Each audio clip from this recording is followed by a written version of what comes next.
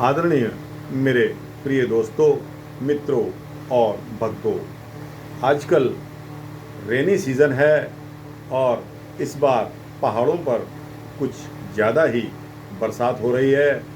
भूस्खलन और बाढ़ के कारण बहुत से एक्सीडेंट और लोगों को परेशानियां हो रही हैं।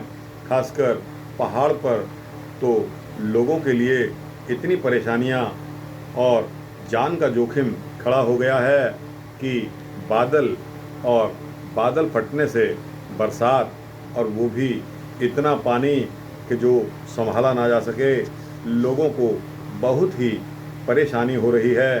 दोस्तों, इसी के साथ ही देवताओं की भूमि उत्तराखंड, जिसका क्या महत्व है वह सूक्ष्म वृत्तांत में आपको बताना चाहता हूँ कि दोस्तों, उत्तराखंड की यात्रा का मार्ग, जहाँ चट्टान और नदी नाले का संबंध किसी न किसी ऋषि या देवी देवता से माना जाता है, इसीलिए इसको देवताओं की भूमि उत्तराखंड कहा जाता है।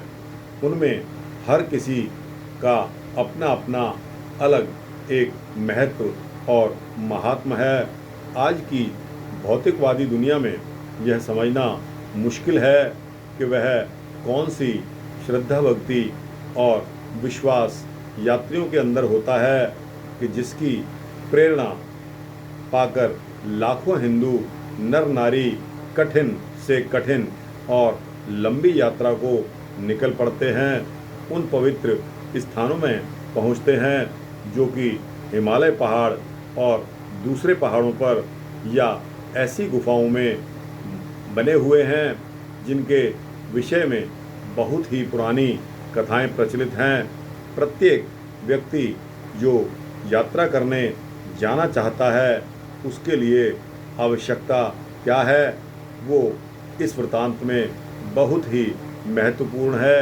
और दोस्तों, वो है जाने से पूर्व अपने मन में श्रद्धा, भक्ति और विश्वास उत्पन्न कर लें, अन्यथा इस यात्रा का फल कभी भी किसी भी मूल्य पर प्राप्त नहीं हो सकता।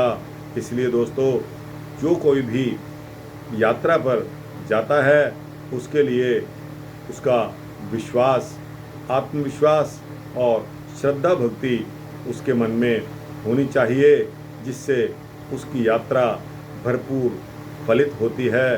दोस्तों, यह छोटा सा वृत्तांत है कि मन साफ होना चाहिए, और जब प्रभु भक्ति में मन लगाओ तो उस समय किसी तरह की चिंताएं, कलेश और पीछे कि मैंने ये काम मेरा रह गया है, तो दोस्तों वह भक्ति का काम भी फलित नहीं होता।